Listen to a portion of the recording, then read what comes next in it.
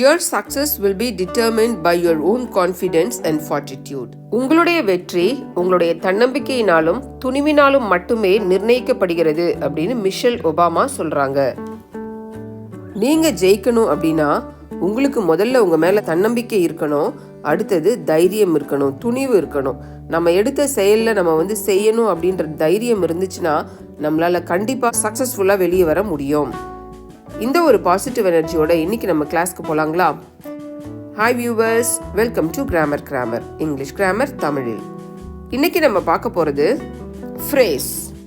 அதாவது நம்ம பேசும்பொழுது பழமொழியெல்லாம் பயன்படுத்துவோம் இல்லையா தமிழில், அதே மாதிரி இங்கிலீஷில் நம்ம இந்த இடியம்ஸ் ஃப்ரேசஸ் இதெல்லாம் பயன்படுத்தி பேசுவோம். அதை நம்ம நேரடியாக பொருள் எடுத்துக்க முடியாது, அதுக்குன்னு மறைந்த பொருள் இருக்கும், அதுக்கு உள்ளார்ந்த அர்த்தம் ஒன்று இருக்கும். அந்த மாதிரி நம்ம பேசும்பொழுது இங்கிலீஷ் ஃப்ரேசஸை எப்படி யூஸ் பண்ணி நம்ம பேசலாம் அப்படின்றது தான் இந்த கிளாஸில் நம்ம பார்க்க போகிறோம். இந்த வீடியோவை நீங்கள் ஸ்கிப் பண்ணாமல் கடைசி வரைக்கும் பாருங்கள். இந்த வீடியோவை பார்த்தீங்கன்னாக்கா டெட் இன் த வாட்டர் அப்படின்ற இந்த ஃப்ரேஸை உங்களுடைய கான்வர்சேஷனில் எந்த மாதிரி சூழ்நிலையில் யூஸ் பண்ணுறது அப்படின்றத நீங்கள் முழுமையாக புரிஞ்சிக்க முடியும். இப்போ நம்ம கிளாஸ்க்கு போகலாங்களா? பாருங்கள், dead in the water. If something is dead in the water, it has failed and it seems impossible that it will be successful in the future. ஏதாவது ஒன்று நம்ம டெட் இன் த வாட்டர்னு எப்போ சொல்லுவோம் அப்படின்னு பார்த்தோம்னாக்கா அது தோல்வி அடைஞ்சிட்டு இருக்கும். ஒரு திட்டமாக இருக்கலாம், யாராவது ஒரு மனிதர்களாக இருக்கலாம், அவங்க தோல்வி அடைஞ்சிட்டாங்க அல்லது அந்த திட்டம் தோல்வி அடைஞ்சிடுச்சு. அடுத்தது எதிர்காலத்தில் அது ஜெயிப்பதற்கான வாய்ப்பே இல்லாமல் தெரிகிறது, ஜெயிக்கவே முடியாது அந்த மாதிரி தெரியுது அதை பார்த்தா அப்படின்ற மாதிரி ஒரு செயல் இருந்துச்சு, ஒரு திட்டம் இருந்துச்சு, ஒரு நபர் இருந்தார் அப்படின்னா அவங்கள நம்ம டெட் இன் த வாட்டர் அப்படின்ற இந்த ஃப்ரேஸை சொல்லி நம்ம டிஸ்கிரைப் பண்ணலாம். அப்போ டெட் இன் த வாட்டர் அப்படின்னா கம்ப்ளீட்லி டிஃபங்க்ட் அல்லது இம்மொபைல். பாருங்க, கம்ப்ளீட்லி டிஃபங்க்ட் அப்படின்னா பயன்பாட்டில் இல்லாது போன.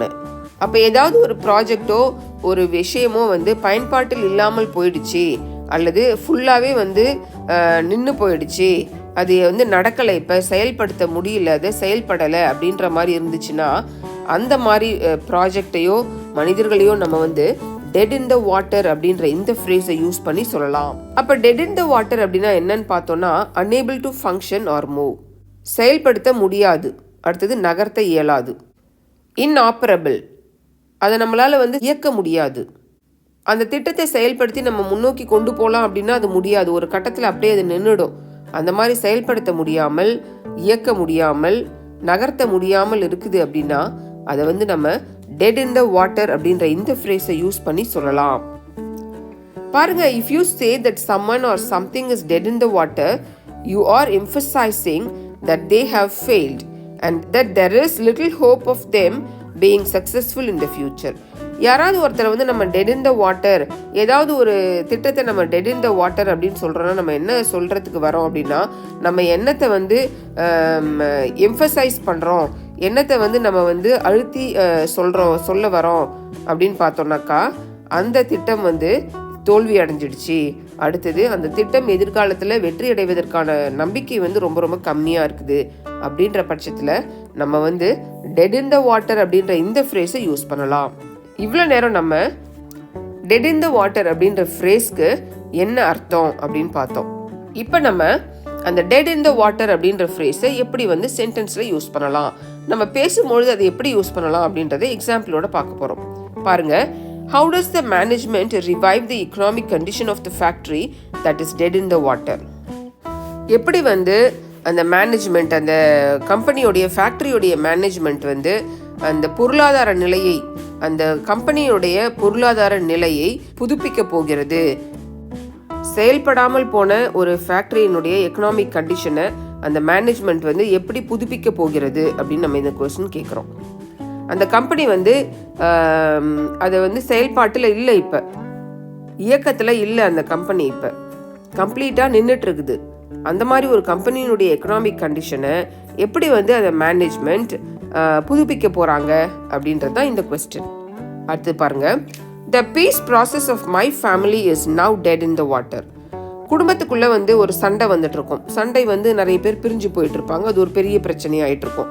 அப்போ குடும்பத்தில் சமாதானத்தை உண்டாக்கணும் அப்படின்னு சொல்லிட்டு சிலர் முயற்சி எடுத்திருப்பாங்க. அதை செயல்படுத்த ட்ரை பண்ணும்பொழுது அது செயல்படாமல் போய்விட்டது. அதை வந்து முன்னோக்கி செலுத்த முடியல, குடும்பத்தில் வந்து சமாதானத்தை கொண்டு வருவதற்கு முடியலை. அடுத்தது பாருங்க, without an effective management or plans for expansion are dead in the water.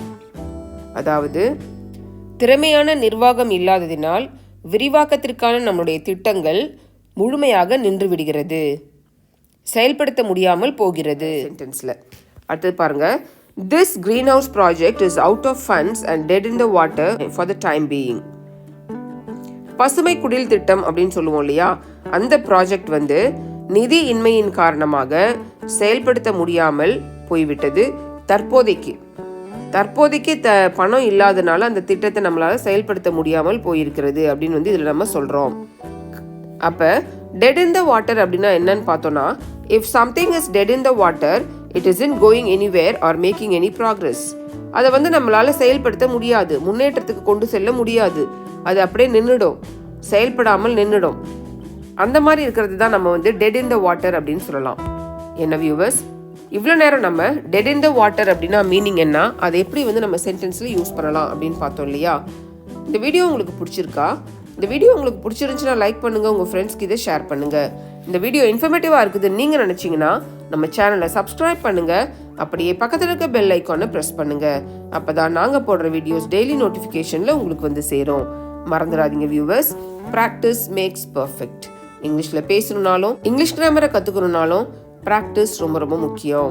இந்த வீடியோவை பார்க்குறதோடு நிறுத்திடாதீங்க. இதில் நம்ம யூஸ் பண்ணியிருக்கிற டெட் இன் த வாட்டர் அப்படின்ற இந்த ஃப்ரேஸை தேவையான இடத்துல சரியான முறையில் பயன்படுத்துங்க. ப்ராக்டிஸ் பண்ணுங்கள், இங்கிலீஷில் பேசுங்க, கான்ஃபிடென்ஸை உயர்த்துங்க. Thank you viewers.